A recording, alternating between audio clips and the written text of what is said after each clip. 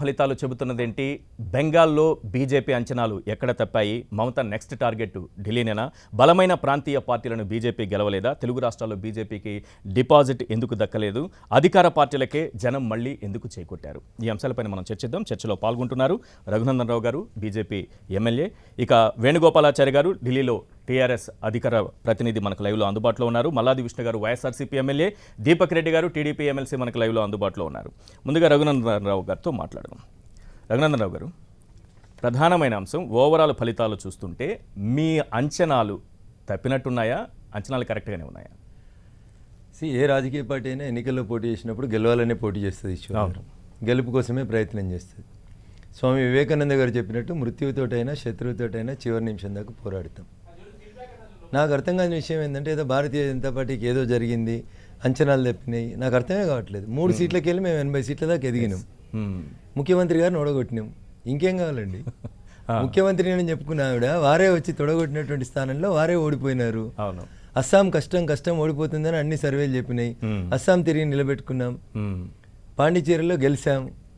2 చోట్ల అబ్జల్యూట్ మెజారిటీతో గెలిచాం. 5 రాష్ట్రాలకు ఎన్ని జరిగితే 2 రాష్ట్రాలు గెలిచినాం. ఒక రాష్ట్రం గెలవగానే ఏదో ఢిల్లీ చూస్తారు, గల్లీ చూస్తారు, ప్రాంతీయ పార్టీలు బలంగా ఉన్న అక్కడ గెలవయా. ఉత్తరప్రదేశ్లో కంటే ప్రాంతీయ పార్టీలు బలంగా ఉన్నాయా ఇక్కడ రాష్ట్రంలో ఉన్నటువంటి వివిధ ప్రాంతీయ పార్టీలు? కాబట్టి నేనేమంటానంటే ఒక ఎన్నికకి ఇంకొక ఎన్నికకి పొత్తు ఉండదు, పొంతన ఉండదు. ఒక ఎన్నిక ఫలితాన్ని ఇంకొక ఎన్నిక ఫలితంతో కంపేర్ చేసి చూడలేము. నాగార్జున సాగర్ ఉప ఎన్నిక ఫలితం, దుబ్బాక ఉప ఎన్నిక ఫలితం, రేపు జరగబోయేటువంటి హుజురాబాద్ ఉప ఎన్నిక ఫలితం, రకరకాలైనటువంటి ఉప ఎన్నికలు రకరకాల కోణాలలో ఉంటాయి. ఈశ్వర్ గారు, ఒక ఎన్నికకి ఇంకొక ఎన్నికకు పొంతనే ఉంది. వేరు బీజేపీ లాస్ట్ ఎక్కడ లాస్ అయినా మేము కేరళలోని ఒక స్థానాన్ని నిలబెట్టుకున్నాం, అస్సాం నిలబెట్టుకున్నాం, కొత్తగా ఒక రాష్ట్రాన్ని తెచ్చుకున్నాం. ప్రాంతీయ పార్టీలు బెంగాల్లో మారుతున్నాయి అంటే ఒప్పుకుంటారా? ఒప్పుకోరా? కొరకరానికో ఏముంది సార్, పెర్ఫార్మెన్స్ని బట్టి ప్రజలు ఓట్లు వేస్తారు. వెస్ట్ బెంగాల్ మేము ఎప్పుడైనా గెలిచినామా? 100కి 43% మైనార్టీలు ఉన్న రాష్ట్రంలో మేము 3 80కి వచ్చినాం. దాన్ని పాజిటివ్గా ఎందుకు చూడరు మీరు?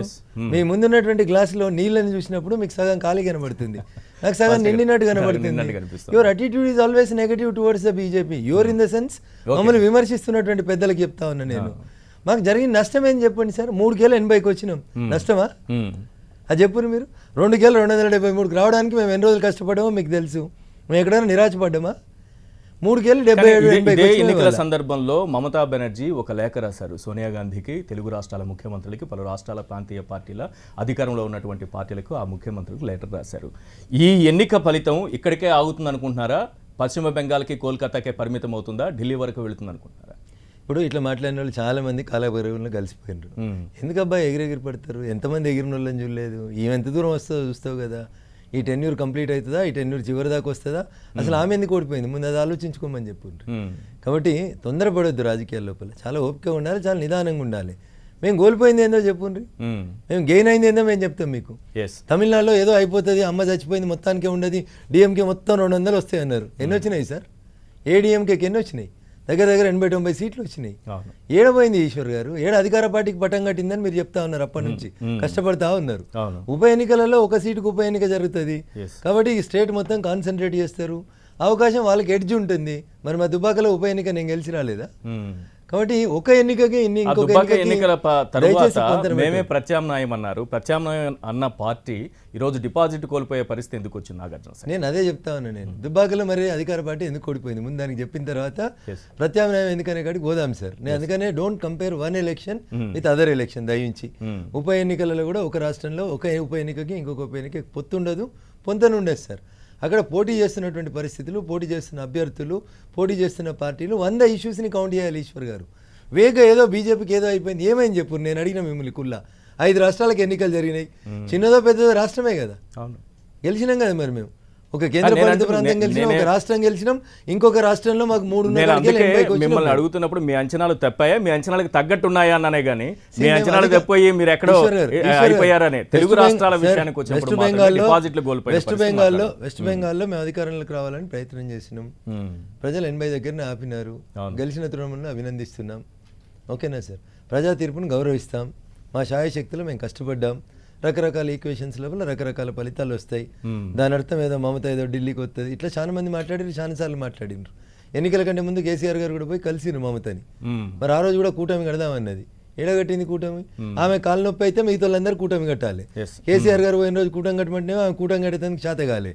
ఇప్పుడు ఆమె కష్టం వచ్చింది, వెస్ట్ బెంగాల్ ఓడిపోతున్నా అని అనుకున్నప్పుడు అందరు ముఖ్యమంత్రులకి సోనియా గాంధీ గారికి ఉత్తరం రాసి నాతో పాటు మీరు అందరు రాండి రాండి అని అడుగుతారు. ఇట్లా మాట్లాడిన వాళ్ళు చాలా మంది పోయినరు. ఎందుకంటే గొప్ప నాయకుడు అని చెప్పుకున్న శరద్ పవార్ గారు ఎక్కడున్నారో చూస్తున్నారు. వారి వయసు ఎంత, వారి పోరాట పటిమ ఎంత, వారికి ఇతర రాష్ట్రాల్లో ఉండేటువంటి స్టేక్ ఎంత, ఒక రాష్ట్రంలో ఉండేటువంటి ఎన్నికల 200 స్థానాల్లో విజయం సాధిస్తాము పశ్చిమ బెంగాల్లో అన్న బీజేపీ అంచనాలు ఎందుకు తప్పాయి? బెంగాల్లో తప్పడానికి కారణం ఏంటి? అధికారంలోకి రావడం ఖాయమని ధీమా కనిపించింది. ఏం చెప్పాలి? నేను ఓడిపోతున్నాను, నేను అధికారంలోకి రాను, మూడోసారి తృణమూల్ కాంగ్రెస్ గెలుస్తుందని ఎవరైనా చెప్తారా ఈశ్వర్ గారు? మీరు చెప్పండి సార్, మీరు చెప్పండి సార్. అట్లా ఏ రాజకీయ పార్టీ ఎవరి మాటలు నమ్మకూడదు, ఏ రాజకీయ పార్టీ అయినా పోటీ చేస్తున్నా కాబట్టి ఎవరి మాటలు నమ్మద్దంటారా? కాదు, నేను గెలిస్తేందుకు పోటీ చేస్తలేను, మమతా బెనర్జీ గెలుస్తుంది కాబట్టి ప్రజలారా ఆమెకి ఓటేరని చెప్తుంది ఈ రాజకీయ మీ అంచనాలు ఎక్కడ తప్పారు? ఎవరైనా గెలవాలని మీరు కూడా అన్నారు. మేము ఎవరైనా గెలవాలని గెలవాలని కష్టపడ్డాం, సమీక్షించుకుంటాం. ఇప్పుడే కదా ఏ ఓట్లు వచ్చినాయి, ఎన్ని సీట్లు వచ్చినాయి, ఎక్కడ 100 తోటి ఓడిపోయినాం, ఎక్కడ 5 ఓట్లతోటి ఓడిపోయినాం, ఎక్కడ ఏం పరిస్థితులు ఉన్నాయి, ఎవరే అక్కడ రిజల్ట్ రాకముందే ఇక్కడ నువ్వు మా మెడ మీద కత్తి పెట్టి ఎందుకు ఓడిపోయినావు చెప్పు రాకనందని అంటే ఎట్లా ఈశ్వర్ గారు? అది west Bengal statistics has to come out. Okay ఉంటాం మేము, పొరపాటు జరిగితే సరిదిద్దుకుంటాం, తప్పులు జరిగితే నేర్చుకుంటాం గుణపాఠాలు. ప్రతి ఎన్నిక ప్రతి రాజకీయ పార్టీకి ఒక పాఠం నేర్పుతుంది, దాని నుంచి పుంజుకుంటాం. తెలుగు రాష్ట్రాల పరిస్థితి ఏంటి చెప్పండి డైరెక్ట్ గా. తెలుగు రాష్ట్రాల్లో పరిస్థితి ఏంటి? తిరుపతి రెండు ప్రాంతీయ పార్టీలకి, ఇప్పుడున్న 2 ప్రాంతీయ పార్టీలకి భారతీయ జనతా పార్టీ ప్రత్యామ్నాయం. ఒక ఉప ఎన్నికలో డిపాజిట్ పోయినంత మాత్రాన ఒక చోట మా ప్రత్యామ్నాయం, నేను అంటున్నది ప్రత్యామ్నాయం అనే పార్టీ డిపాజిట్ పోవడం, ఓటమి వేరే. మీరు అంటున్నారు గెలుపోవటం. టీఆర్ఎస్ పార్టీ జిహెచ్ఎంసీ ఎన్నికలలో ఒకసారి పోటీ చేయలే, మళ్ళీసారి పోటీ చేస్తే 99 సీట్లు వచ్చినాయి ఈశ్వర్ గారు. సో ఒక్కొక్కసారి అక్కడ ఉన్నటువంటి పరిస్థితులలో కొన్ని దెబ్బలు తాకుతుంటాయి రాజకీయ పార్టీలకి, వాటి నుంచి గుణపాఠాలు నేర్చుకుంటాయి పార్టీలు, ఎదురీస్తాయి. ఇప్పుడు కాంగ్రెస్ ఏం పెర్ఫామ్ చేసింది? 7 సార్లు గెలిచినా, 14 మంత్రిత్వ శాఖలు చేసినా, నేను తప్పితే ప్రత్యామ్నాయం లేదు, కేసీఆర్ నాకంటే జూనియర్ అన్నారు కొంతమంది. ఏమొచ్చింది ఇలా ఫలితం? మరి దాన్ని ఎట్లా అర్థం చేసుకుంటారు? సిద్దిపేటలో అసలు బీజేపీ గెలుస్తుందా, బీజేపీకి అడ్రస్ ఉన్నదా అన్నారు. మరి సిద్దిపేటలో దుబాకలో నేను గెలిచి వచ్చినా కదా. అందుకనే దయించి నేను ఏమంటున్నా అంటే, ఒక ఉప ఎన్నికకి ఇంకొక ఉప ఎన్నికకి పొత్తు పెట్టుకుని పొంతన పెట్టకండి.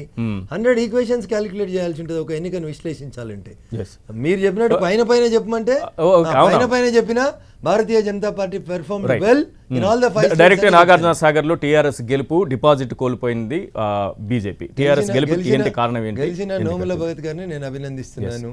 దుబ్బాక ఉప ఎన్నికల్లో జరిగినటువంటి దెబ్బ తర్వాత టీఆర్ఎస్ పార్టీ అసెంబ్లీ ఎన్నికలు ఉన్నా కానీ గౌరవ శాసనసభ్యుల్ని ఒక్కొక్క మండలానికి ఒక్కొక్కరిని ఇన్ఛార్జిగా పెట్టి, దుబ్బాకలో ఏదైతే దెబ్బ తాకిందో దాన్ని తిరిగి రీటైన్ చేసుకోకపోతే మీరు అన్నట్టు బీజేపీ ఇంకా ఆగదు ఈ రాష్ట్రంలో అని భయపట్టి ఒక్కొక్క మండలానికి ఒక్కొక్క శాసనసభ్యుని అక్కడ ఇన్ఛార్జిగా పెట్టి, బూత్ లెవెల్లో మేము ఎట్లయితే ప్రతి 50 ఓట్లకి ఒకరిని పెట్టి మానిటర్ చేసుకున్నాము, మా సిస్టంలోకి వాళ్ళు వచ్చి మాకంటే ఒక 2 నెలల ముందుగా పోయి వాళ్ళు కష్టపడ్డారు. అధికారం ఉంది, అన్నీ ఉన్నాయి, అంగు ఉంది, ఆర్భాటం ఉంది, అధికారంలో పనిచేసిన విధంగా సాగర్లో పనిచేయలేకపోయిందా బీజేపీ? పనిచేస్తాం. దుబ్బాకలో ఎట్లాంటి ఎఫర్ట్స్ పెట్టామో అట్లాంటి ఎఫర్ట్స్ అన్ని నాగార్జున సాగర్లో పెట్టాం. అయితే అక్కడ మా వల్ల జరిగింది నాకు అనిపిస్తుంది ఏంటంటే, కొంచెం ఆలస్యంగా క్యాండిడేట్ని డిక్లేర్ చేయడం మా వల్ల కొంత అక్కడ నష్టం కలిగిందేమో అని అనిపించింది. So we all did our level best. Sanjay garu వెళ్ళారు, నేను వెళ్ళాం, 5 రోజులు ఉన్నాం నాగార్జున సాగర్లో, చాలా కష్టపడ్డాం. ఎవరు కూడా ఈశ్వర్ గారు మీరు ఒకటి గుర్తుపెట్టుకోండి, పోటీ చేసిన ప్రతి రాజకీయ పార్టీ గెలవాలనే పోటీ చేస్తారు తప్ప ఏదో ఓడిపోతాం డిపాజిట్ రాదు అట్లా ఎవరైనా పోటీ చేస్తారా ఈశ్వర్ గారు? ఎవరు చేయరు. ఇండిపెండెంట్ అభ్యర్థులు కూడా ఏం చెప్తారు ఈశ్వర్ గారు, ఈ ఎలక్షన్ నేను గెలిచి వస్తానే చెప్తాడు. If you don't have that self confidence, ఇంకా నీకు యుద్ధం ఎక్కడిది, గెలుపు ఎక్కడిది? రాజకీయ రణక్షేత్రంలో నేను గెలుస్తా, నా పార్టీ గెలుస్తుందని నేను చెప్పకపోతే నేను ఎన్నికలలో ఎట్లా పోటీ చేస్తా ఈశ్వర్ గారు? ప్రజలు ఎట్లా ఓట్లేస్తారు నాకు? నన్ను ఎందుకు విశ్వాసంలోకి తీసుకోవాలి? బీజేపీ నేనే గెలవదని బీజేపీ చెప్తుంది, ఇక తృణమూల్ గెలుస్తుందని బీజేపీ మాకే. ఇప్పటికీ బీజేపీ తెలంగాణలో టీఆర్ఎస్ కు ప్రత్యామ్నాయం అంతేనా? భారతదేశం మొత్తంలో భారతీయ జనతా పార్టీకి ప్రత్యామ్నాయం లేదు. తెలంగాణలో ప్రస్తుతం ఉన్నటువంటి ప్రాంతీయ పార్టీకి ప్రత్యామ్నాయం మేమే, ఆంధ్రప్రదేశ్లో వైసీపీకి కూడా మేమే ప్రత్యామ్నాయం. ఎందుకంటే ఇక్కడ కాంగ్రెస్ పార్టీ ఇక్కడ బతకట్లేదు, అక్కడ తెలుగుదేశం పార్టీ అనేక రకాలైనటువంటి అవస్థల్ని ఇబ్బందులను ఎదుర్కొంటా ఉన్నది. కాబట్టి ఈ 2 చోట్ల కూడా భారతీయ జనతా పార్టీ బతుకుతుంది, మేమే గెలుస్తాం, మేమే ప్రత్యామ్నాయం అయితే అనేది తిరుపతి ఉప ఎన్నికలలో కాంగ్రెస్ పార్టీకి వచ్చినటువంటి ఓట్లు మాకు వచ్చినటువంటి ఓట్లను చూస్తే మీకు అర్థమవుతుంది. ఇక్కడ కూడా మా పెర్ఫార్మెన్స్ చాలా బెటర్ ఉంది. జానారెడ్డి గారు లాంటి సీనియర్ ముందు రాజకీయాలు కొత్త అయినటువంటి ఒక యువకునికి, ఒక ట్రైబ్కి మేము అవకాశం ఇచ్చినప్పుడు కొంత ఆలస్యంగా అభ్యర్థిని ఎంపిక చేయడం వల్ల ఏమైనా ఇబ్బంది అయిందేమో కానీ otherwise BJP as its own vote bank. ఖచ్చితంగా మేమే 2 రాష్ట్రాల లోపల కూడా మేమే ప్రత్యామ్నాయం. రైట్. వేణుగోపాలాచారి గారు, టీఆర్ఎస్ కు ప్రత్యామ్నాయం బీజేపీనే, ఈ ఎన్నికల తరువాత కూడా, ఈ ఫలితాలు చూసిన తరువాత కూడా బీజేపీ చాలా కాన్ఫిడెంట్గా ఉంది. తప్పదు, ఎందుకంటే రఘునందన్ మాట్లాడినాడు, ఒక ఎన్నికకు ఒక ఎన్నిక ఖచ్చితంగా వ్యత్యాసం ఉంటుంది, దాన్ని ఏకీభవిస్తా. ఎందుకంటే ఈరోజు 5 రాష్ట్రాల జరిగిన ఎన్నికల్లో తీసుకుంటే ముఖ్యంగా వెస్ట్ బెంగాల్ దేశ ప్రజల్ని కానీ అన్ని రాష్ట్రాలను ఆకర్షించింది ఏంటంటే అక్కడ దీదీ వర్సెస్ మోడీ అన్న విధంగా ప్రచారం సాగింది. అవును, కేంద్ర మంత్రులందరూ కూడా బీజేపీ మరి ఖచ్చితంగా గెలవాలన్న ఆలోచనతో ప్రచారం చేశారు. ఎందుకంటే ఎన్నికల్లో గెలవాలనే ప్రచారం చేస్తారు. కనుకనే అక్కడ ఏంటంటే మోడీ వర్సెస్ దీదీ అనే విధంగా ఈరోజు చేయటము, తర్వాత కొన్ని కేంద్ర సంస్థల నుండి అటాక్స్ చేయటము ఒకటి, తర్వాత ఎవరు వచ్చినా కూడా హిందీ భాషలో ఎక్కువ మాట్లాడే, అక్కడ వెస్ట్ బెంగాల్లో హిందీ వచ్చినప్పటికీ కూడా లోకల్ లాంగ్వేజ్కి ఉన్నంత ఇంప్రెషన్ హిందీకి జనరల్గా అక్కడ ఆస్వాదించరు.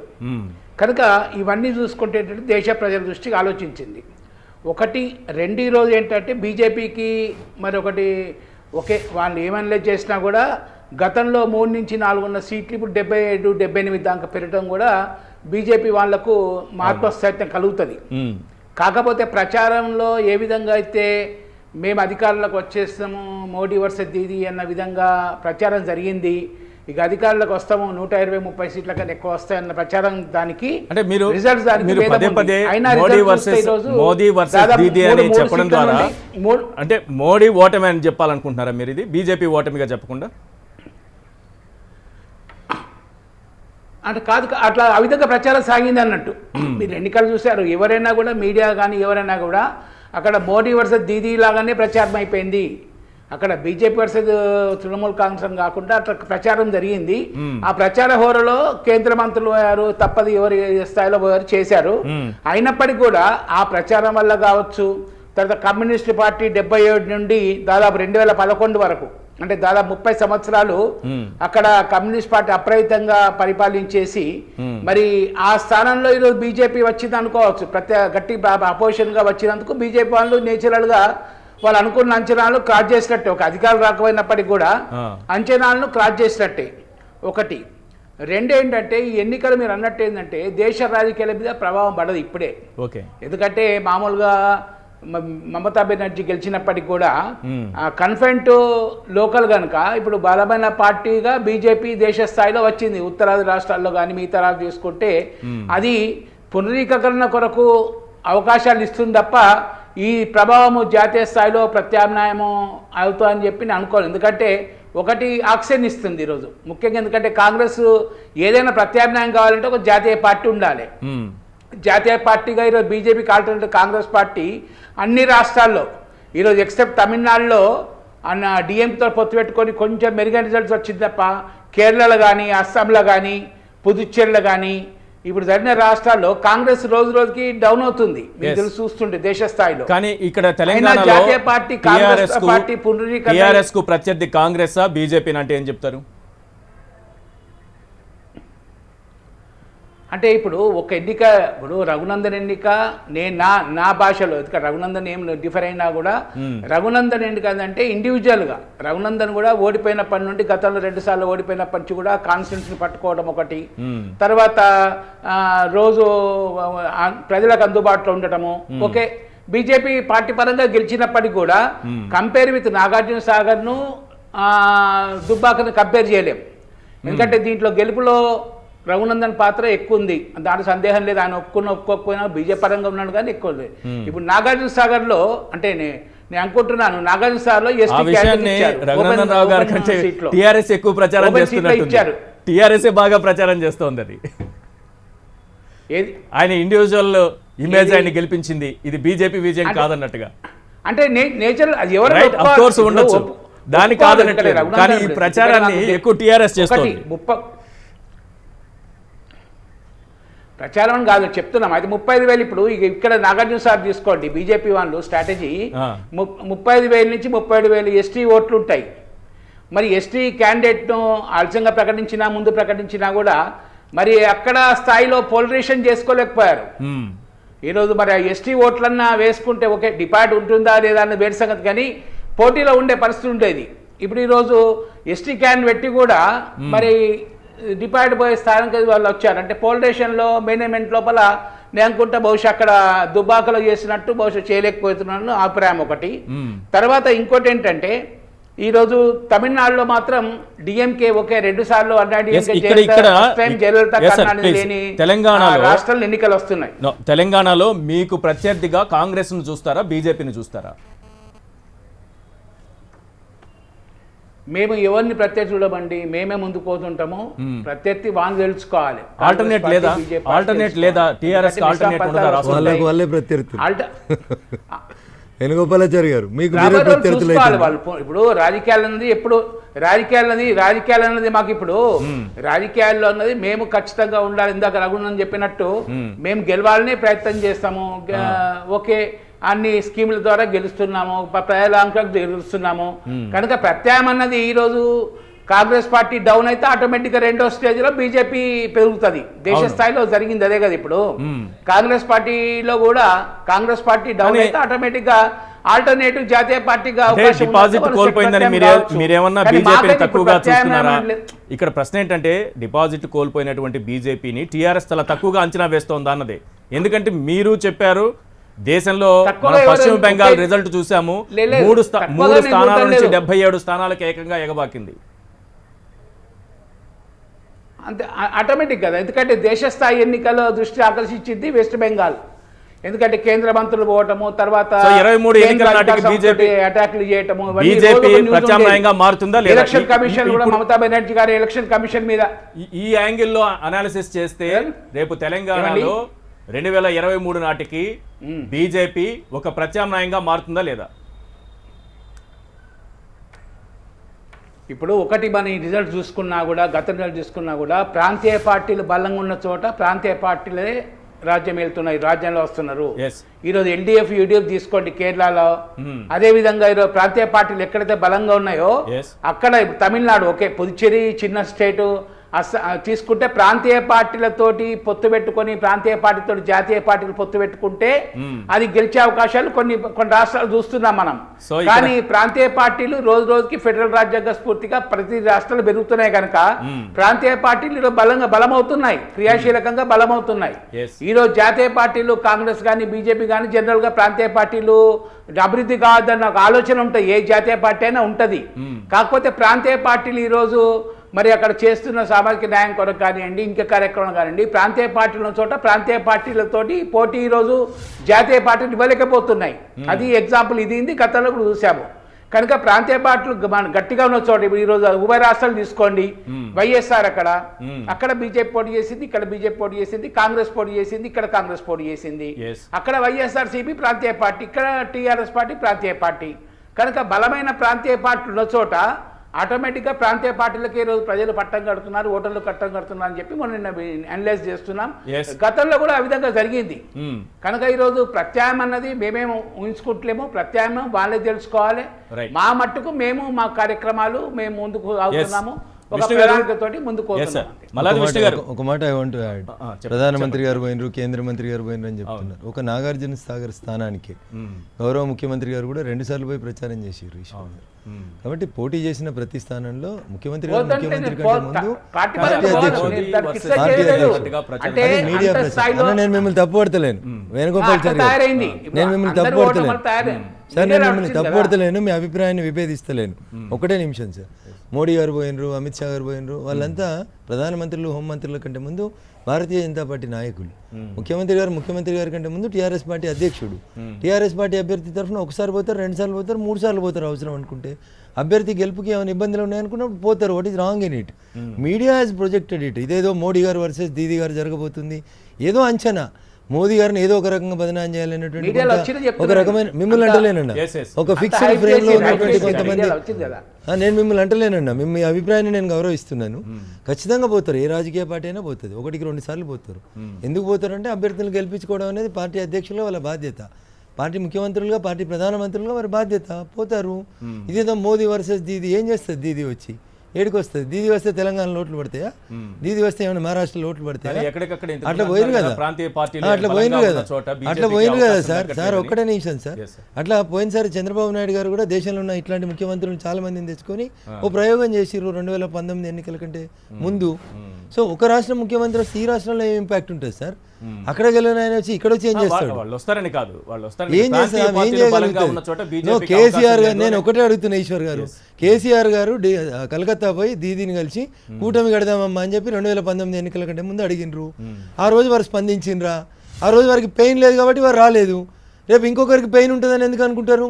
మీకు పెయిన్ వచ్చినప్పుడు పక్కనున్న వాళ్ళు సహాయం కావాలి, పక్కనున్న వాళ్ళకి పెయిన్ వస్తే మీరు రారు. నేనే ప్రధానమంత్రి అభ్యర్థిని మీరే ప్రొజెక్ట్ చేసుకోవాలనుకుంటారు. అట్లా 32 మంది అనుకుంటున్నారు. 32 మందిలో ఎవరు వస్తారనేది అప్పటికి ఆలోచించుకుందాం కదా. ఎస్, మల్లాది విష్ణు గారు, ఏంటి తిరుపతి రిజల్ట్ పైన ఫస్ట్ మీ రియాక్షన్ చెప్పండి.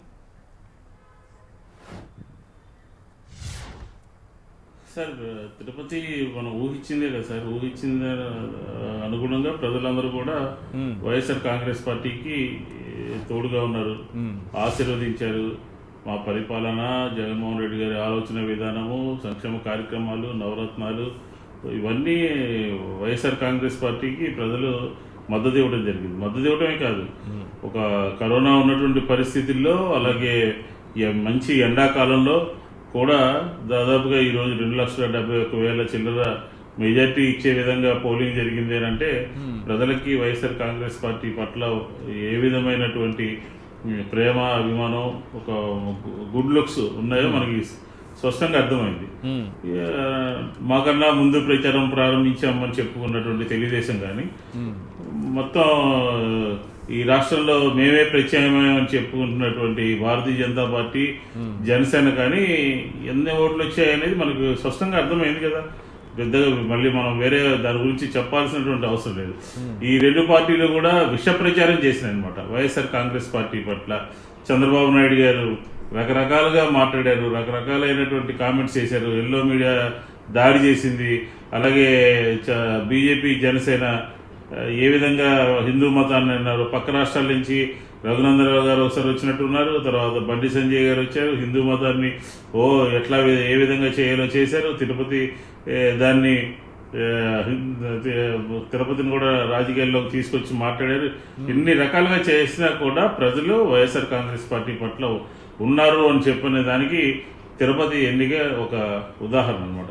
ఉదాహరణే కాదు, గతంలో ఉన్నటువంటి ఎన్నికల శాతం కూడా 50 నుంచి 56 వరకు కూడా ఓటింగ్ శాతం కూడా పెరగడం జరిగింది.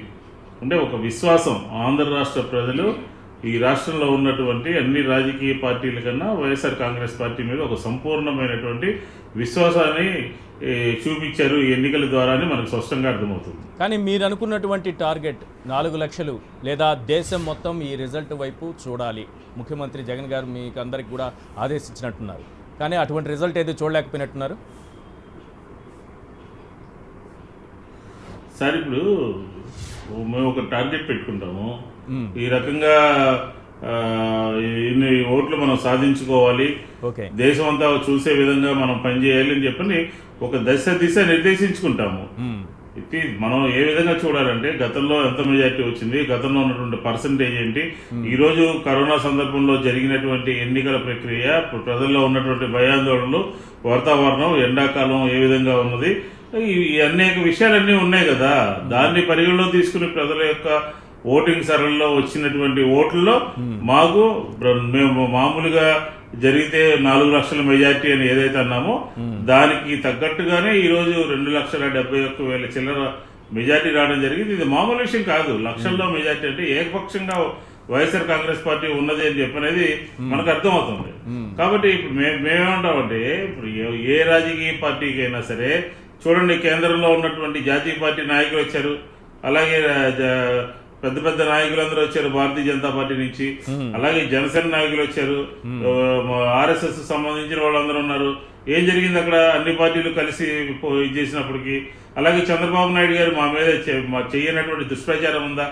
డ్రామాలు, రాళ్లు పట్టుకుని డ్రామాలు ఆడతాము, దొంగ వదిలేసామని చెప్పి డ్రామాలు ఆడతాము, మీడియా అంతా దాడి చేయటము. ఇలాంటి పరిస్థితుల్లో వచ్చినటువంటి ఓట్లు చాలా విలువైనటువంటివి, అభిమానం కలిగినటువంటివి.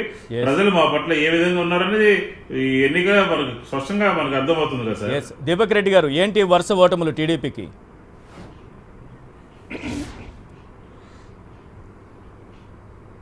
దీపక్ రెడ్డి గారు మల్లాది విష్ణు గారికి ఒకటి చెప్పాలండి. చెప్పండి అండి వినపడతా ఉందండి.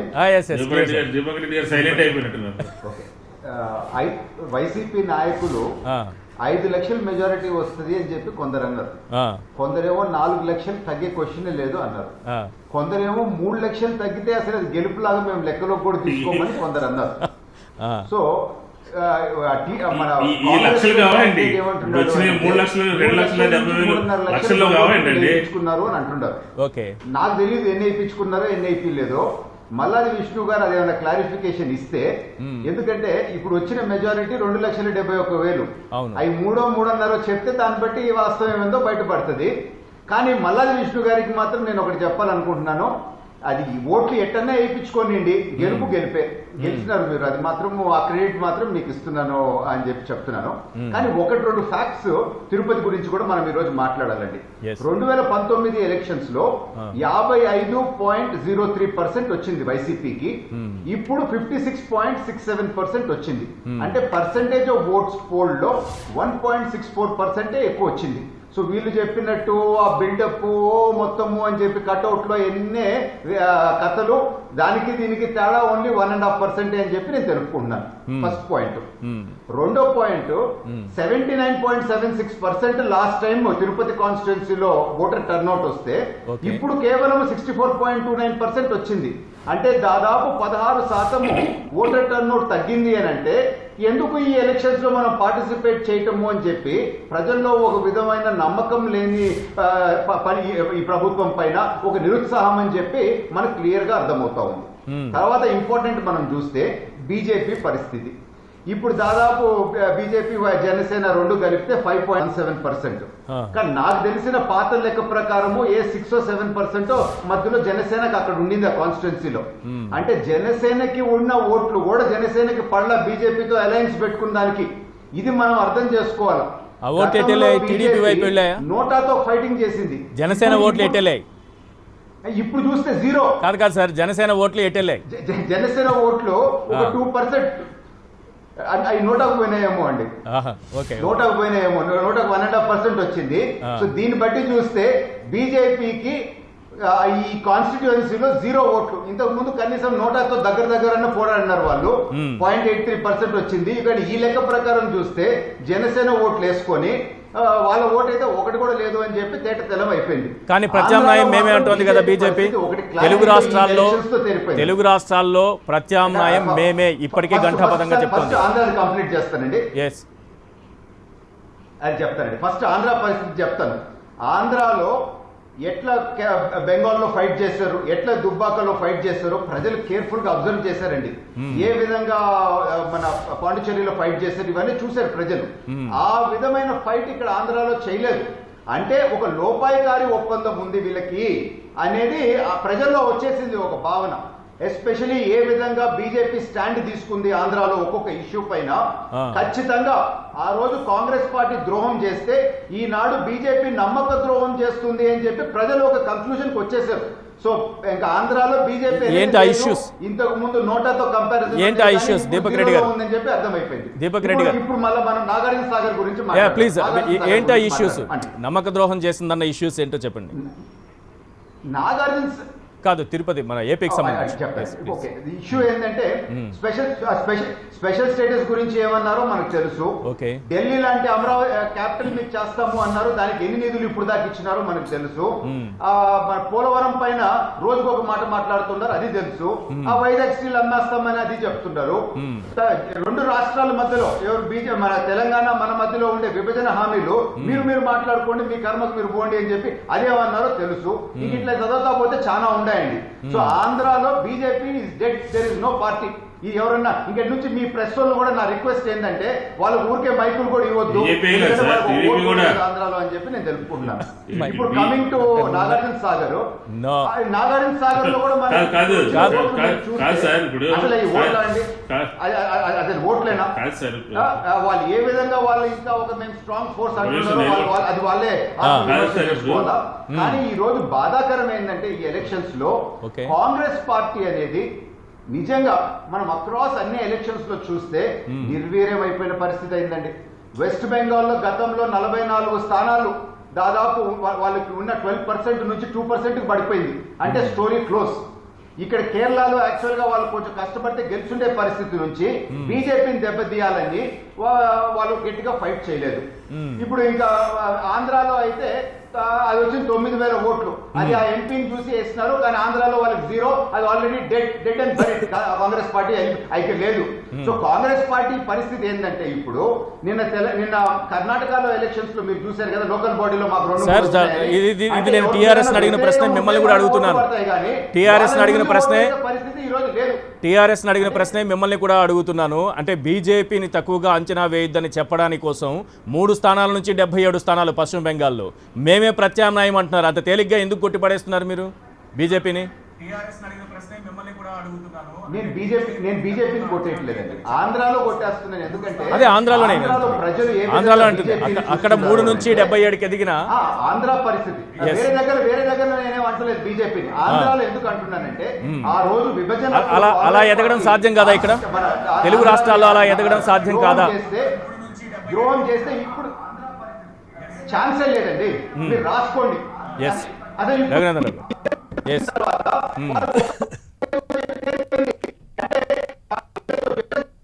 జనసేన కూడా వాళ్ళ ఓట్లు అంటే వీళ్ళని జాకీ కాదు క్రెయిన్ పెట్టి ఏం పెట్టినా ఎక్కువ మైకులు కూడా ఇవ్వకూడదు ఆంధ్రాలో అని చెప్పి నేను కోరుకుంటున్నాను. వాళ్ళ ఎజెండా అంతా ఒకటే. Yes. వైసీపీతో ఒక Yes. టికెట్ ఒప్పందం లోపల చేసుకున్నారు. పైన డ్రామాలు ఒక చీకటి ఒప్పందం లోపల చేసుకున్నారు, పైన డ్రామాలు ఆడుతూ ఉన్నారు. 2 లక్షల దొంగ ఓట్లు అని చెప్పి మాట్లాడిన వాళ్ళు ఎందుకు యాక్షన్ తీసుకోలేదు? గత సంవత్సరంలో లోకల్ బాడీ ఎలక్షన్స్ లో వాళ్ళు ఇచ్చిన కంప్లైంట్స్ పైన ఎందుకు వాళ్ళు ఇంతవరకు ఫైట్ చేయలేదు? బయటేమో ఒక మాట మాట్లాడతారు. Right, please. ముఖ్యమంత్రి గారు లాస్ట్ ట్రిప్ ఢిల్లీకి పోయినప్పుడు రాత్రి 11:30కి రూమ్ లాక్ చేసుకొని మాట్లాడతారు. ఇది ఎటువంటి ఒపీనియన్ ప్రజలకు ఇచ్చింది? అంటే ఎస్ వీళ్ళు లోపల ఏపీలో కలిసిపోయి ఉన్నారు అని చీకటి చెప్పి ఒప్పందం మీ ప్రజలు అనుమానం. గట్టిగా నమ్ముతా ఎస్ ఉన్నారు. వైసీపీ బీజేపీ మధ్య ఒక చీకటి ఒప్పందం ఉందనేది మీ అనుమానం. రైట్ సార్, మీరు చెప్పండి. వారి విశ్లేషణ విన్నారు కదా. Yes please. ఖచ్చితంగా రైట్. ఇప్పుడు అండి ఇప్పుడు నేను ఇంకా వేరే చెప్పొచ్చా? ఒక నిమిషం సార్, ఒక నిమిషం. రఘునందన్ రావు గారు రియాక్ట్ అవుతున్నారు. మళ్ళీ మీకు అవకాశం ఇస్తాను. ఆరిపోయే దీపానికి వెళ్తారు ఎక్కువ అని మాకు మైకులు ఇవ్వాలా ఇవ్వకూడదు అనేది ప్రజలు చెప్తారు. పెద్దలు దీపక్ రెడ్డి గారు చెప్పాల్సింది కాదు అక్కడ. సో మీ పరిస్థితి ఏందనేది మీరు చూసుకోండి. మీ నాయకులు ఎవరుంటారు, మీ ఎమ్మెల్యేలు 23లో ఎంతమంది మిగులుతారు, 5 సంవత్సరాలు పూర్తి అయ్యేసరికి అనేది మీ లెక్కలు మీరు చూసుకోండి. ఇంకా 35% ఓట్ షేర్ సాధించారు. సరే, ఆరిపోయే దీపంలాగా కనిపిస్తోందా టీడీపీ? 100కి 110% వచ్చే ఎన్నికల కల్లా వాళ్ళు కూడా వెస్ట్ బెంగాల్లో లెఫ్ట్ పార్టీల పరిస్థితి ఎట్లయిందో, వెస్ట్ బెంగాల్లో కాంగ్రెస్ పార్టీ పరిస్థితి ఎట్లయిందో, ఆంధ్రప్రదేశ్లో తెలుగుదేశం పార్టీ పరిస్థితి కూడా అట్లయితుంది. మరి ఏదో జనసేన ఓట్లు మాకు పడ్డాయి, నోటాతోటి పోటీ పడుతున్నారు, ఇట్లా మాట్లాడిన వాళ్ళని చాలా మందిని విన్నాం మేము.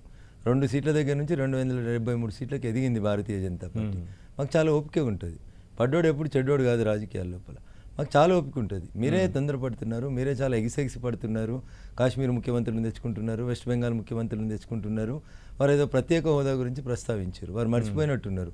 నిండు శాసనసభలో నాటి గౌరవ ముఖ్యమంత్రి చంద్రబాబు నాయుడు గారే చెప్పిండ్రు, ప్రత్యేక హోదా గురించి ఎవరు మాట్లాడద్దు, ప్రత్యేక హోదా కంటే ప్రత్యేక ప్యాకేజీ చాలా గొప్పదని చెప్పి నిండు శాసనసభ వేదికగా మాట్లాడి గౌరవ శాసనసభ్యులందరితోటి చప్పట్లు కొట్టించి ఎక్కువ మాట్లాడితే అవసరం ఉంటే జైళ్ళలో పెట్టాలని చెప్పిండ్రు నాటి చంద్రబాబు నాయుడు గారు, నాటి ఆంధ్రప్రదేశ్ ముఖ్యమంత్రి గారు. ఆ దీపక్ రెడ్డి గారు మర్చిపోతే ఎట్లా? మాతోటి దోస్తానం ఉంటే ఒక రకంగా, మాతోటి దోస్తానం లేకపోతే ఇంకొక రకంగా ఉంటే ఏం చేస్తాం చెప్పండి? విభజన హామీలు, విభజన చట్టం, పోలవరం మేమే కడతా ఉన్నాం, పోలవరానికి ప్రతి రూపాయి మేమే ఇస్తా ఉన్నాం. ఇంకా మేము చెప్పిన దాంట్లో వారు కోరుకుంటుంది ఏముంది? వారు కోరుకున్న రీతిలో కాంగ్రెస్ పార్టీ చట్టం రాయలేదు. విభజన చట్టం కేంద్రంలో 6 కేబినెట్ మంత్రులు ఉండి ఆక్స్ఫర్డ్లో, కేంబ్రిడ్జ్లో చదువుకున్న వాళ్ళు వచ్చి వాళ్ళు రాసినటువంటి విభజన చట్టం ఏందో పెద్దలు దీపక్ రెడ్డి గారు మళ్ళీ ఒకసారి చదువుకోవాలి. అందుకని నేను ఏం చెప్తా ఉన్నాను, భారతీయ జనతా పార్టీ సిద్ధాంతాల పరంగా తిరుపతిలో నిల్చుంటుంది, నాగార్జున సాగర్లో నిల్చుంటుంది. ఏపీలో అయినా తెలంగాణలో కనిపిస్తుందంటారా? ఈశ్వర్ గారు నేను ఒకటి క్లారిటీగా చెప్పదలుచుకున్నాను. ఇట్లా తొందరపడ్డ వాళ్ళంతా చరిత్రలో కాలువ గర్భంలో కలిసిపోయినారు. అందుకని తొందరపడకుండా అంటున్నా. మాట్లాడేటప్పుడు చాలా ఓపికగా నిదానంగా మాట్లాడుండ్రు అంటున్నా. చరిత్రను చూసుకొని మాట్లాడుండ్రు అంటున్నా. 43% మైనార్టీలు ఉన్న వెస్ట్ బెంగాల్లో మేము ఏడికే తినామో అర్థం చేసుకోండి. మైనార్టీలు ఎక్కువ ఉన్నటువంటి అస్సాంలో మేము ఓడిపోతామని అన్ని సర్వేలు చెప్పినాయి. సీట్లు పెరిగినాయా తగ్గినాయా, ఓటింగ్ శాతం పెరిగిందా తగ్గిందా చూడండి. మేము సబ్కా సాత్ సబ్కా వికాస్ సబ్కా విశ్వాస్ అనేటువంటి నినాదాన్ని కాశ్మీర్ నుంచి కన్యాకుమారి దాకా తీసుకొస్తున్నాం. ఈ రాష్ట్రం ఆ రాష్ట్రం అని తేడా లేదు.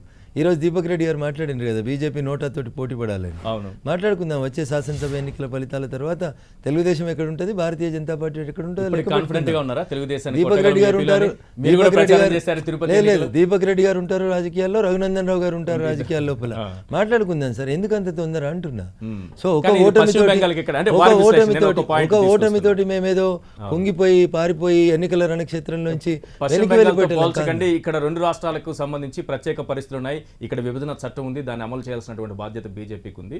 ఈ ఒక్క రీజన్ వారు తీసుకొస్తారు. విభజన చట్టంలో ఏం అమలు కాలేదో వారిని ఒకటి స్పెసిఫిక్గా చెప్పమని నాకు. విభజన హామీల గురించి మాట్లాడుతూ ఉన్నారు తప్పితే విభజన చట్టం గురించి మాట్లాడతలేరు మీరు. విభజన చట్టం లోపల కాంగ్రెస్ పార్టీ రాసిన విభజన చట్టంలో ఏం చెప్పిందో ఒకసారి చూడండి మీరు. ఇరు రాష్ట్రాల ముఖ్యమంత్రుల మధ్యలో సమస్యలు పరిష్కారం కానప్పుడు మాత్రమే కేంద్రం జోక్యం చేసుకుంటుంది అని చెప్పిండ్రు. అట్లా కాకుండా మీరు కూర్చుంటూనే లేరు, మాట్లాడుకుంటూనే లేరు. ఇరు రాష్ట్రాల ముఖ్యమంత్రులు సమస్యలను పరిష్కరించాలనుకున్న వాళ్ళకి అవకాశం ఉంటే అవసరం ఉంటే మాట్లాడుకుంటారు, అవసరం లేకపోతే దాన్ని పొలిటికల్ గేమ్గా మారుస్తూ ఉన్నారు. సార్ ఆంధ్రప్రదేశ్లో తెలంగాణ నుంచి పోయినటువంటి విద్యుత్ శాఖ ఉద్యోగులు 800 మంది 1000 మంది పనిచేస్తారు. ఈశ్వర్ గారు ఈ సమస్య పరిష్కరించడానికి 7 ఏళ్ళు పడుతుంది 2 రాష్ట్రాల ముఖ్యమంత్రులకి. చంద్రబాబు నాయుడు గారి కంటే గొప్ప హైటెక్ ముఖ్యమంత్రి, తెలంగాణ తన ఊపిరిగా శ్వాసగా దిగినటువంటి కేసీఆర్ గారు ముఖ్యమంత్రిగా ఉన్న మొదటి టెన్యూర్లో 1000 మంది ఉద్యోగస్తుల్ని 4th క్లాస్ ఎంప్లాయీస్ని అక్కడి నుంచి ఇక్కడికి పంపాలన్నా, ఇక్కడి నుంచి అక్కడికి పంపాలన్నా 7 ఏళ్ళు పంచాయతా ఈశ్వరన్న. దీనికి కేంద్రం జోక్యం చేసుకొని పరిష్కరించాలనా? ఆస్తుల పంపకం గురించి అడిగినారు. ఏముందన్న అందులో ఆస్తుల పంపకంలో? నాగార్జున సాగర్ కాడ కొట్లాట పెట్టుకున్నారు. నాగార్జున సాగర్ డ్యామ్ మీదకి ఆ పోలీసులు ఈ పోలీసులు వచ్చి కొట్టుకున్నారు. తర్వాత ముఖ్యమంత్రులు ఇద్దరు రాజ్భవన్లో గవర్నర్ గారి సమక్షంలో కలుస్తారు, అది మాట్లాడారు. 3 ఏళ్ళు మళ్ళీ సమస్య పరిష్కారం చేయరు. మీరు చేస్తే రాజకీయం, భారతీయ జనతా పార్టీ మాట్లాడితే మాత్రం తప్పు. అందుకని నేను ప్రజా తీర్పును మేము గౌరవిస్తూ ఉన్నాం. We will do our level best. మేము ఎక్కడ కూడా ప్రజల కోసమే పనిచేస్తాం. ఓడిపోయినంత మాత్రాన మేము అవమానానికి గురయ్యేది లేదు, యుద్ధ రంగం నుంచి పారిపోయేది లేదు. వెస్ట్ బెంగాల్లో 3,77కి వచ్చిన మేము 100 నుంచి మేము అధికారంలోకి వస్తామా రామా? ఆంధ్రప్రదేశ్ లో చూద్దాం. యా తప్పకుండా వస్తాం. దీపక్ రెడ్డి గారు క్లారిటీ ఉందా? ఇప్పుడే రఘునందన్ రావు గారు చెప్పినారు, మనం ఏ ఎలక్షన్స్ కంటెస్ట్ చేసినా గెలుస్తాము అని కంటెస్ట్ చేస్తాము అని చెప్పినారు. వారు ఆశాజీవి. అదే విధంగా ఏదో ఒక రోజు గెలుస్తాము. ఏ పార్టీ ఆశాజీవి కాని పార్టీ ఏదైనా ఉందా? పోనీ ఆశాజీవి కాని పార్టీ ఉందా? ఆశాజీవి కాని పార్టీ ఏదైనా ఉందా? తిరుపతిలో మీరు ఓడిపోతామని పోటీ చేసిరా? దీపకన్న ఒక నిమిషం. దీపకన్న సారీ టు ఇంటరప్ట్. తిరుపతిలో మీరు ఓడిపోతామని పోటీ చేసిరా? అత్యాశ దురాశ పడలేము. దీపక్ రెడ్డి గారు తిరుపతిలో మీరు ఓడిపోతామని పోటీ చేసిరా, గెలుస్తామని చేసిరా? వాళ్ళతో ఉండి దీపక్ రెడ్డి గారు వాళ్ళు చెడిపోయే పరిస్థితికి వస్తే దీపక్ రెడ్డి గారు వస్తారనుకుంటున్నారు ఆంధ్రాలో? వస్తాం సార్, ఆలోచించుకోవాలి కదా. You have vacated the ground sir. You have vacated the ground sir. It was a great fight. మీరు ఖచ్చితంగా గ్రేట్ ఫైట్. కానీ అక్కడ కూడా మీరు మీరు మీరు మీరు ఇరుక్కున్నారు. ఎందుకు అని అంటే ఈ పీకే టీము ఇంతకు ముందు ఇక్కడ వైసీపీ పార్టీకి కూడా అదే విధంగా సపోర్ట్ చేసింది. ప్రాంతాలుగా, కులాలుగా, మతాలుగా విరదీసి ఓట్లు వచ్చే విధంగా సెంటిమెంట్ ప్రకారం పోయినారు. ఇదే సేమ్ గేమ్ అక్కడ అన్నారు. సో ఆ గేమ్ లో మీరు సక్సెస్ కాలేకపోయినారు. సో ఇది ఇప్పుడు మీరు స్టడీ చేసి ఈ పీకే గేమ్ని నెక్స్ట్ టైం మీరు అర్థం చేసుకొని మీరు అక్కడ మీరు గెలవచ్చు, ఎందుకంటే మీకు ఒక బేస్ వచ్చింది కనుక. కానీ ఆంధ్రాలో ప్రాబ్లం ఏమొస్తుంది అని అంటే రఘునందన్ రావు గారు ఒకటి గమనించాలి. ఇక్కడ తెలంగాణ లీడర్షిప్ ఆఫ్ బీజేపీకి కొంచెం క్రెడిబిలిటీ ఉంది. మా ఆంధ్రాలో ఉండే బీజేపీ లీడర్లని ప్రజలు నమ్మటం లేదండి. వాళ్ళు ఏమనుకుంటున్నారంటే లోపాయకారి ఒప్పందం అయిపోయినారు వైసీపీ వాళ్ళతో అని చెప్పి ఒక క్రెడిబిలిటీ లేకుండా పోయింది. అదే బండి సంజయ్ 1-2 కామెంట్స్ ఇస్తే ఆంధ్రాలో కూడా హిట్ అయిపోయినాడు.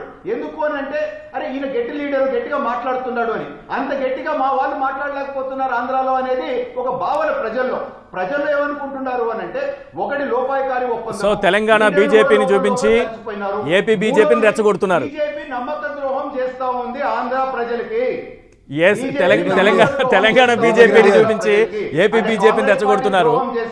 ఎస్, మీరు చెప్తేనేమో విష్ణు గారితో దీపక్ రెడ్డి గారు ఒక మాట ఆలోచించాలి దయచేసి. అంతే తెలుగుదేశం కదా, మీరు నేను చెప్పింది కాదు, మీరే చూడండి ఎంత హిట్ అయిందో. ఆ బండి సంజయ్ చెప్పిన కామెంట్స్ పక్క రాష్ట్రం ఆయన చెప్తే ఎంత హిట్ అయింది ఆంధ్రాలో, మీరే చూడండి. Yes. ఎందుకు అట్లా, ఎందుకు అని చెప్పి మీరే ప్రశ్నించండి ప్రజల్ని. రైట్. దీపక్ రెడ్డి గారు, తెలుగుదేశం పార్టీ తిరుపతిలో పోటీ చేసింది. గెలుస్తామని పోటీ చేసిందా, ఓడిపోతామని పోటీ చేసిందా? లోపాయికార ఒప్పందాలు ఎవరైనా ఒకరిద్దరు చేసుకుంటే పార్టీ స్క్రూటినీ చేస్తుంది, పంపిస్తుంది పక్కకి. సో భారతీయ జనతా పార్టీలో అట్లాంటి తప్పు నిర్ణయాలు, తప్పుడు పనులు లోకల్ గా జరగవు. జరిగింది కాదు వారంటున్నది.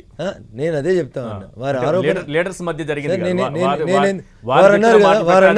కాదు. వారు అన్నారు కదా, వారు పార్టీల మధ్య అన్నారు కదా మీరు అత్యాశకు పోతా ఉన్నారు, మీరు ఏం లేని చోట ఎట్లా అధికారంలోకి వస్తారని చెప్పారు.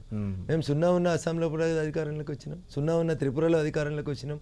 అక్కడ వైఎస్ఆర్సీపీ కంటే గట్టిగా ఏదో 3 దశాబ్దాలతో పాలిస్తున్న వామపక్షాలని సున్నాలకు తీసుకొచ్చినాం. ఆంధ్రప్రదేశ్లో ఏం జరగబోతా ఉందంటే తెలుగుదేశం పార్టీ ఇంకా 2.5 సంవత్సరాలు వైసీపీని తట్టుకొని గ్రౌండ్ లో నిలబడదు. They will clear the ground. ప్రధాన ప్రతిపక్షంగా ఒక్కసారికి మేము అంటూ ఎంటర్ అయిన తర్వాత తెలుగుదేశం తన రాజకీయ నాయకత్వాన్ని నిలబెట్టుకోలేని పరిస్థితులకు వచ్చినప్పుడు ఇప్పుడు చూస్తున్నారు, ఒక్కొక్క నాయకుడిని కేసులు పెట్టి లోపలేసి ఉమా గారు, ధూళిపాల గారు వరుస బట్టి అందరు పోతా ఉంటే నాయకులంతా ఎడిపోతారు, సరెండర్ అవుతారు. ఒక్కసారి తెలుగుదేశం సరెండర్ అయిన తర్వాత అపోజిషన్ పాత్ర ఎవరికి వస్తుంది? క్రెడిబిలిటీ ఉన్నటువంటి పార్టీ ఏముంది? భారతీయ జనతా పార్టీ ఉంది. సరే, రఘునందన్ గారు తిరుపతికి వచ్చి మాట్లాడితే లాభం జరుగుతుంది అనుకుంటే జాతీయ పార్టీ పంపిస్తుంది. సంజయ్ గారు గట్టిగా మాట్లాడుతున్నారు అనుకుంటే సంజయ్ గారిని పంపిస్తుంది. మరి జాతీయ పార్టీ కదా, ఇక్కడికే కన్ఫైన్ కమ్మని మాకెందుకు చెప్తుంది? నేను పోయి మాట్లాడడం వల్ల తిరుపతిలో భాజపాకు లాభం అవుతుంది అనుకుంటే ఖచ్చితంగా పార్టీ పంపిస్తుంది కదా. So we have an number of the leaders. Leadership అనేది మా దగ్గర ఉంది, ఒకరు పోతే ఇంకొకరు రావడానికి. ఈ రోజు తెలుగుదేశం పార్టీ వైఎస్ఆర్సీపీని తట్టుకొని ఇంకా 2.5 సంవత్సరాలు ఇంతే స్ట్రెంత్ తోటి నిలబడలేదు అనేది నా అంచనా. I may be right are I may be wrong also. జరుగుతున్నటువంటి పరిణామాలు, జరుగుతున్నటువంటి కేసులు, వాళ్ళు అధికారంలో ఉన్నప్పుడు నిజంగా చేసిన తప్పులో, వాళ్ళు కావాలని చేసిన తప్పులో, తెలియక చేసిన తప్పులో ఒక్కొక్కరు మెడకు పట్టుకుంటున్నాయి.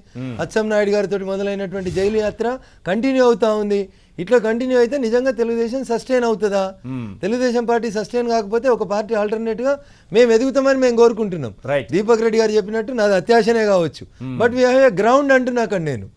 తెలుగుదేశం గ్రౌండ్ ని క్లియర్ చేసిపోయిన తర్వాత ఇంకొకరు వచ్చి ఆడాలి కదా ఆట. అది మేము మాత్రమే వైసీపీని తట్టుకోగలుగుతాం అనేది నా ఆశ. ఏ రెండు పార్టీల మధ్య మ్యాచ్ జరగబోతోంది భవిష్యత్తులో? మల్లాది విష్ణు గారు, సార్ ఇప్పుడు రఘునందరావు గారి మాటలు మనం వింటే చాలా స్వీట్ గా వినపడతాయి.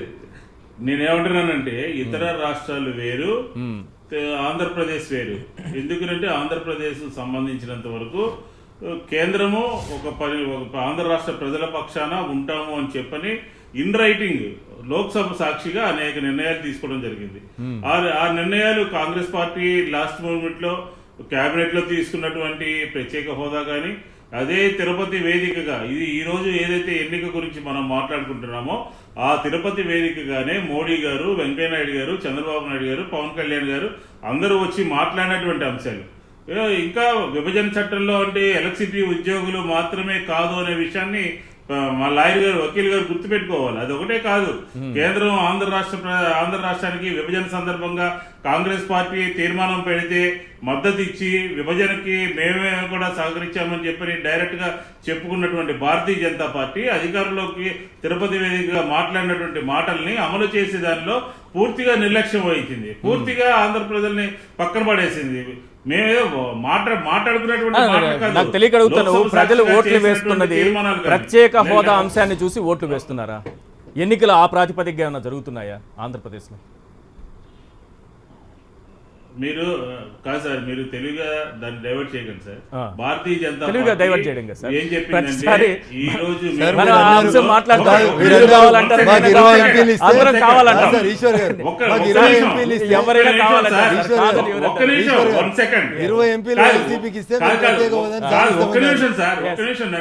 Yes, నేను Please, sir. నేను మాట్లాడిన తర్వాత లాయర్ గారు మాట్లాడతారు, మీరు కూడా ఒక నిమిషం ఆగాలి. Right. నేనేమంటున్నానంటే ఆంధ్ర రాష్ట్రంలో గ్రౌండ్ లెవెల్లో మాతో పోటీ పడటానికి ఆల్రెడీ తెలుగుదేశం పార్టీ గత 5 సంవత్సరాల్లో చేసినటువంటి తప్పులు కానీ అన్ని కూడా ప్రజలు తిరస్కరించింది అది ఒక పక్క కనపడతా ఉంది. అది ఖాళీ అయితే మేము ఫీల్డ్ లో ఉంటామని చెప్పని లాయర్ గారు చెప్తా ఉన్నారు. ఏ విధంగా మీరు ఫీల్డ్ లోకి వస్తారని చెప్పని నేను సూటిగా అది ఖాళీ అవుతుందా కాదా? నగరపాలక సంస్థ ఎన్నికలు కానీ, పంచాయతీ ఎన్నికలు కానీ టీడీపీనే ఉంటుందా? టీడీపీనే ఒక్క నిమిషం ఉంటుందా సార్, నన్ను మాట్లాడిన తర్వాత టీడీపీ ఉంటుందా బీజేపీ ఉంటుందా అని మనం ఎన్నికల్లో చూస్తా ఉన్నాం. నగరపాలక సంస్థ ఎన్నికలు చూసాం, పంచాయతీ ఎన్నికలు చూసాం, తిరుపతి బై ఎలక్షన్ చూసాం. బట్ కానీ ఏంటంటే ప్రజల మనసులో కేంద్రం నుంచి భారతీయ జనతా పార్టీ ఇచ్చినటువంటి మాటలు కానీ, పార్లమెంట్ లో మాట్లాడినటువంటి మాటలు కానీ, చట్టాన్ని కానీ, విభజన చట్టాన్ని కానీ ఎక్కడా కూడా గౌరవించలేదు అని ప్రజల మనసులో పదే ఉంది.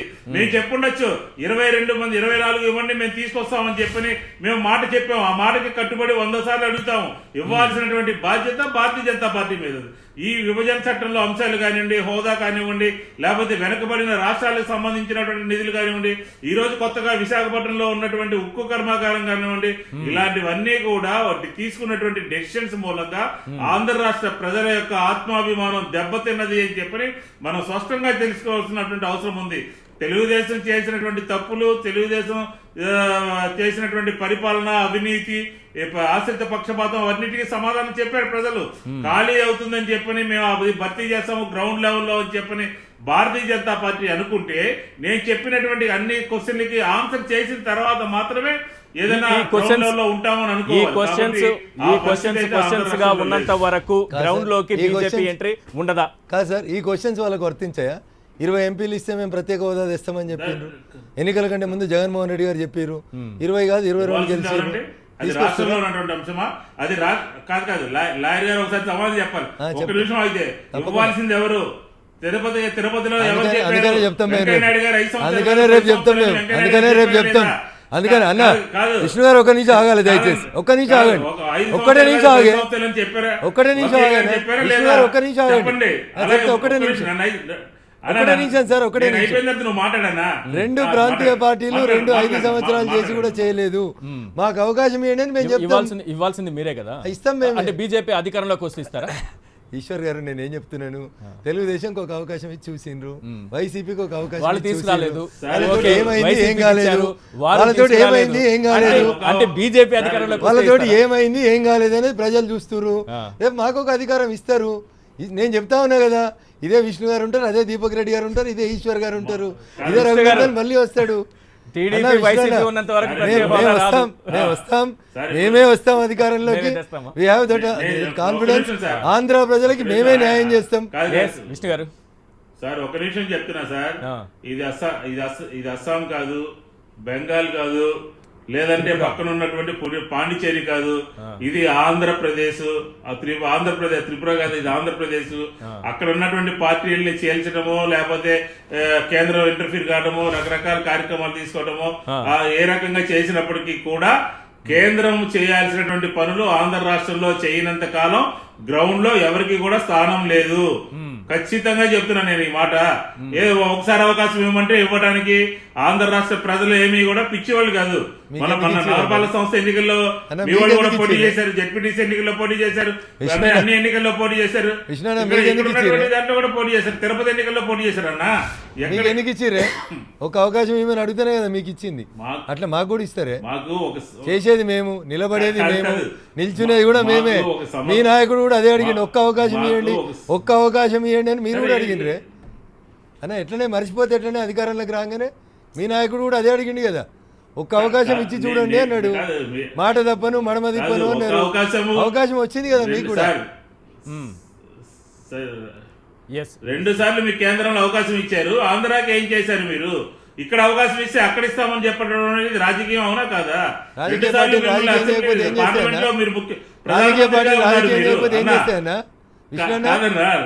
పార్టీ రాష్ట్ర ప్రజలకు చేయకుండా రాజకీయ పార్టీ నాకు ఇస్తేనే నేను హోదా ఇస్తాను అని చెప్పడం అనేది సరైనటువంటి భారతీయ జనతా పార్టీ ఆంధ్ర రాష్ట్ర ప్రజల సరైనటువంటి విధంగా లేదు. చెప్పండి. ఇప్పుడు నేను ఒకటే అడుగుతున్న విష్ణు గారిని విత్ డ్యూ రెస్పెక్ట్ వారి సీనియర్ శాసనసభ్యులు, వారికి పూర్తి గౌరవం ఇచ్చి నేను మళ్ళీ అడుగుతున్న వారిని, రేపు ఇస్తామేమో, ఎందుకు తొందరపడుతున్నారు? ఎన్నికల కంటే ముందు ఇస్తామేమో, తొందర ఎందుకు పడుతున్నారు? రాజకీయ పార్టీలు ప్రత్యేక హోదా విషయంలో ఈశ్వర్ గారు ఒకవైపు కేంద్ర నాయకత్వం ఒక్క నిమిషం సార్, ఒక్క నిమిషం, నేను ప్రత్యేక హోదా గురించి మాట్లాడుతున్నాను. నిండు శాసనసభలో చంద్రబాబు నాయుడు గారు చెప్పారు, నేను చెప్పలే ఆ మాట. ఎవరైనా ప్రత్యేక హోదా గురించి మాట్లాడితే జైల్లో పెట్టమని చెప్పారు చంద్రబాబు నాయుడు గారు, నేను చెప్పలేదు. ప్రత్యేక హోదా కంటే ప్రత్యేక ప్యాకేజ్ మంచిదని చెప్పిండ్రు వారు. అంత అనుభవం ఉన్నటువంటి సీనియర్ ముఖ్యమంత్రి గారు వారి దేశంలో. అట్లాంటి పెద్ద ఆయన చెప్పిన మాటల్ని నేను గుర్తు చేస్తా ఉన్నా ప్రజలకి. అంతేగాని నేను తప్పు చెప్తలేను, విష్ణు గారు చెప్పింది తప్పని నేను అనట్లేదు. మేము ఆశాజీవులం, మేము అధికారంలోకి వస్తాం. ఎట్లా వస్తాం అనేది మాకుండే లెక్క మాకుంటది. రాజకీయ పార్టీగా మేము రాజకీయాలే చేస్తాం, రాజకీయ పార్టీగా మేము రాజకీయమే చేస్తామన్నా. రాజకీయం చేయకపోతే ఏం చేస్తాం? టీడీపీ గ్రౌండ్ క్లియర్ చేస్తే మీరు వచ్చి ఆడతారు, రైట్? అదే అది మాట్లాడదు. వైసీపీ క్లియర్ చేస్తుంది, మేము వస్తా ఉన్నాం అక్కడికి. వైసీపీ టీడీపీని క్లియర్ చేసి మీకు అవకాశం ఇస్తుంది. ఇస్తుందా? ప్రజలు ఇస్తారా చూద్దాం అక్కడికి. రైట్. వేణుగోపాలాచారి గారు, తెలంగాణ గ్రౌండ్ లో ఎవరెవరు ఆడబోతున్నారు మ్యాచ్? టీఆర్ఎస్ తో మ్యాచ్ ఆడేది ఎవరు? తెలంగాణలో టీఆర్ఎస్ తో మ్యాచ్ ఆడబోయేది ఎవరు? బ్యాటింగ్ ఎవరు, బౌలింగ్ ఎవరు అంటురన్నా? వాళ్ళే తెలుసుకోవాలి. ఇంతకు చెప్పాం కదా, మాకు మ్యాచింగ్ సమోజ్యం లేరు, మేము మ్యాచ్ ఆడుతున్నాము, గెలుస్తున్నాము. మా కార్యక్రమాల పట్ల ప్రజలు విశ్వాసం వ్యక్తపరుస్తున్నారు. అనుకోకుండా ఒక మధ్యన చిన్న చిన్న అపశృతి జరిగినాయి, అవిటి కూడా రెక్టిఫై చేసుకొని మళ్ళీ రాబోయే రోజుల్లో కూడా మన రెండు ఎమ్మెల్సీ ఎలక్షన్లో కానివ్వండి, ఇవాళ జరిగిన నాగార్జున ఎన్నికల్లో కానివ్వండి, మరి మరింత నమ్రతగా మరి ఇంకేమైనా ల్యాప్సెస్ ఉంటే కూడా సరిదిద్దుకొని రాబోయే రోజుల్లో కూడా మళ్ళీ ఒక కేసీఆర్ శక్తిగా మళ్ళీ ప్రాంతీయ పార్టీగా మళ్ళీ మేము గెలబోతున్నాము. ప్రజలపై కేసీఆర్ నమ్మకం, కేసీఆర్ మీద విశ్వాస నమ్మకత మీద ఉంది కనుక ఇక మ్యాచ్ ఆడవలసింది తెలుసుకోవాల్సింది వాళ్ళు, బీజేపీ కాంగ్రెస్ వాళ్ళు తెలుసుకోవాలి. ఆడుకుంటున్నారా రేపు హుజూర్ నగర్ లో బై ఎలక్షన్? వాళ్ళు తెలుసుకోవాలి. బీజేపీనా కాంగ్రెసా? రఘునందన్ రావు గారు, హలో, బీజేపీ. ఎస్ సార్, మీకు వినిపిస్తోందా చారి గారు? కాంగ్రెస్ పార్టీకి ఢిల్లీలో గ్రౌండ్ కోల్పోయింది, అన్ని రాష్ట్రాల్లో కోల్పోయింది. కాంగ్రెస్ పట్ల ప్రజలు విశ్వాసం. ఈ రోజు నాగార్జున సాగర్ పరిస్థితి చూస్తున్నాం కదా, 7 సార్లు గెలిచిండ్రు వారు, 7 సార్లు గెలిచిండ్రు. పెద్ద ఆయన ఇది లాస్ట్ ఎన్నిక అన్నాడు, 14 పోర్ట్ఫోలియోలు చేసిన అన్నారు, నన్ను గెలిపించిండ్రు అన్నారు. ఏమిచ్చిర్రు ప్రజల తీర్పు? ఏమొచ్చింది సార్ ప్రజల తీర్పు? మరి అంత అనుభవజ్ఞులైనటువంటి జానారెడ్డి గారిని లాంటి వ్యక్తినే కాంగ్రెస్ పార్టీ గెలిపించుకోలేకపోతే ఇంకా తెలంగాణలో కాంగ్రెస్ పార్టీకి ఎక్కడ స్థానం ఉంది సార్? ఏముంటుందని అక్కడ? కాంగ్రెస్ గ్రౌండ్ క్లియర్ చేసింది, ఢిల్లీ నుంచి కాశ్మీర్ దాకా, కాశ్మీర్ నుంచి కన్యాకుమారి దాకా కాంగ్రెస్ చేతులు ఎత్తేసింది. ప్రాంతీయ పార్టీలు చేసేటట్టు కనపడట్లేదు కదా ఈశ్వర్ గారు. ఎన్ని ప్రాంతీయ పార్టీలు జట్టు కడతాయి? ఎంతమంది ప్రధానమంత్రులు? ఏం ఏం జరుగుతుంది సార్? కర్ణాటకలో జట్టు కట్టిర్రు, ఎన్ని రోజులు పోయినరు? రేపు మహారాష్ట్రలో ఎన్ని రోజులు ఉంటారు? కూడా మీరు జాతీయ పార్టీ కాంగ్రెస్ తోనే పోటీ పడ్డారు. ప్రాంతీయ పార్టీలు బలంగా ఉన్నటువంటి రాష్ట్రాలకు సంబంధించి ఇక్కడ టీఆర్ఎస్ కావచ్చు, అక్కడ వైసీపీ కావచ్చు, ఎన్ని ఉన్నాయి సార్ దేశంలో? ఎన్ని రాష్ట్రాలు ఉన్నాయి సార్? పశ్చిమ బెంగాల్ 18 రాష్ట్రాల్లో మేము అధికారంలో ఉన్నాం సార్. 18 రాష్ట్రాల్లో మేము అధికారంలో ఉన్నాం సార్. ఆల్మోస్ట్ 2/3 మేము అధికారంలో ఉన్నాం సార్. ఇంకా 1/3 క్లెయిమ్ చేస్తాం, తీసుకొచ్చుకుంటాం, అధికారంలోకి వస్తాం. ఎందుకంత ఇబ్బంది? భారతీయ జనతా పార్టీ మూడోసారి ముచ్చటగా 273 కేలి 303కి వచ్చింది, 303 కేలి 353 పోతాం మేము. చూస్తారు కదా మీరే లెక్కలు, గణాంకాలు చూస్తాం కదా. భారతీయ జనతా పార్టీ మాత్రమే తెలంగాణలో అధికారంలోకి రావడం ఖాయమా బీజేపీ? సార్ 100% మేము అధికారం కోసం ప్రయత్నం చేస్తాం. అధికారంలో ఉన్న పార్టీని ఢీ కొడతాం. ఇది అస్సామా, త్రిపురనా, తెలంగాణనా, ఆంధ్రప్రదేశ్ ఏదైతే ఉంటుంది సార్. బీజేపీకి అవకాశం ఇవ్వాలంటే ఏదో ఒకటి ఇక్కడ మార్పులు ఉండాలి కదా. ప్రజలు బీజేపీ వైపు ఎందుకు మళ్ళాలి అంటే ఏం చెప్తారు? భారతీయ జనతా పార్టీ ద్వారా మాత్రమే సుస్థిరమైన పాలన వస్తుంది. మేము చేసినటువంటి ఆరోపణలు నిన్న ముఖ్యమంత్రి గారు చెప్పినారు. అవును, పొరపాట్లు జరిగినాయి, మా మంత్రులు కొంతమంది అసైన్మెంట్ భూములు కబ్జా చేశారు, తొలగిస్తున్నాం అన్నారు. ఒక మంత్రిని కాదు సార్, అందరిని తొలగించారు అని మేము అడుగుతా ఉన్నాం. తప్పేముంది దాంట్లో? ఆరోపణలు వచ్చిన అందరు మంత్రుల్ని తొలగించండి అంటున్నాం. మేము ఇంతకాలం చెప్పింది ఇలా ముఖ్యమంత్రి గారు అంగీకరించి నెంబర్ 2 అనుకున్నటువంటి ఒక మంత్రి గారిని బయటికి పంపించినారు. వెల్కమ్. తప్పు చేసినటువంటి మంత్రుల్ని శిక్షించండి. ఇంకా చాలా మంది ఉన్నారు కదా, వాళ్ళని కూడా శిక్షించండి అని అడుగుతా ఉన్నాం. టీఆర్ఎస్ పార్టీ వాళ్ళ గోతిని వాళ్ళే తవ్వుకుంటున్నారు. అవినీతి పరులను అనవసరంగా ముఖ్యమంత్రి గారు పక్కన కూర్చోబెట్టుకుంటున్నారు. అవినీతి పరులను తొలగించండి అని కదా మేము మొదటి నుంచి డిమాండ్ చేస్తా ఉన్నాం. మంత్రులలో ఇదే మొదటి కేసు కాదు కదా, అనేక మంది మంత్రుల మీద, అనేక మంది ఎమ్మెల్యేల మీద ఇట్లాంటి ఆరోపణలు వచ్చినాయి. ముఖ్యమంత్రి గారు ఆ రోజు కూడా ఇంత వేగంగా స్పందించుంటే తెలంగాణ సమాజం మరింత స్వాగతించేది అంటున్నా. తప్పు చేసిన వాళ్ళని శిక్షించండి.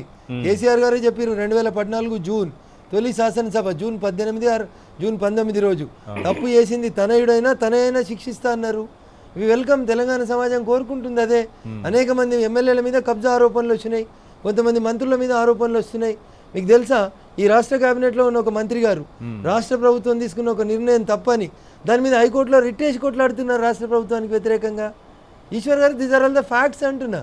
కేబినెట్లో మంత్రి అయి ఉండి కేబినెట్ మంత్రి గారు పోయి రాష్ట్ర ప్రభుత్వ నిర్ణయాన్ని ఛాలెంజ్ చేస్తూ హైకోర్టులో రిట్ వేసినారు గౌరవనీయులు గంగుల కమలాకర్ గారు. ఇట్లా మీ కేబినెట్లోనే అనేక రకాలైనటువంటి ఇష్యూస్ ఉన్నాయి. వారు అన్నారు మాకు ఎవరు పోటీ కాదని. నేను అంటున్నా వారికి వారే పోటీ అవుతున్నారు, వారికి వారే ఎక్కువైపోతున్నారు. 5 సీట్లు ఉండాల్సిన చోట 60 మందిని ఎక్కించుకున్నారు. కారు ఓవర్లోడ్ అయింది. ఖచ్చితంగా టైర్లు బరస్ట్ అయితే ఫలితం ఏ రకంగా ఉంటుందనే చూస్తారు. రైట్ చారి గారు ఇప్పుడు చెప్తారా? చెప్పలేము. ఇప్పుడు ఆశ ఉండటం తప్పులేదు పార్టీకి, కాకపోతే కాన్ఫిడెన్స్ తప్పులేదు కానీ ఓవర్ కాన్ఫిడెన్స్ కావద్దని ఒకటి. ఇప్పుడు ఎందుకంటే దేశ స్థాయిలో ఎన్నికల్లో ఈరోజు దేశ స్థాయిలో కేంద్ర ప్రభుత్వం చేపడుతున్న తప్పది జీడిపి రేటు పెట్టడానికి అన్నప్పటికీ కూడా ప్రైవేటైజేషన్ గురించి ఎఫెక్ట్ అవుతుందా లేదా ఎలక్షన్లో అది ఆలోచించుకోవాలి.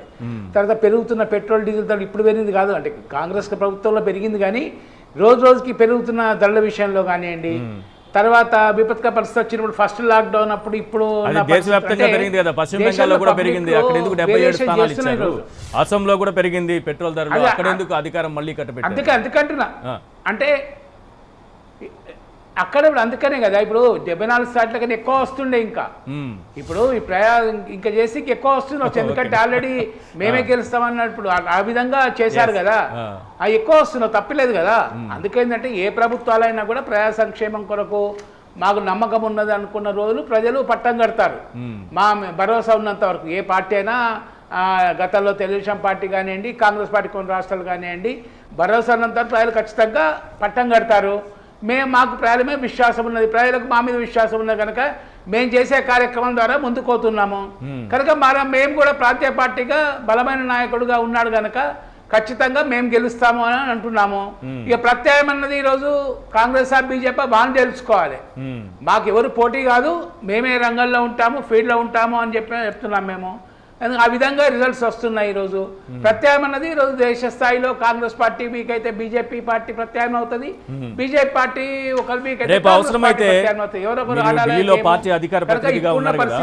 అవసరమైతే ప్రాంతీయ పార్టీలన్నీ కలిసేటటువంటి అవకాశం ఉందా? జాతీయ పార్టీ అనేటువంటి కాంగ్రెస్ కొంత వీక్ అయిపోయిన పరిస్థితి చూస్తున్నాం కదా.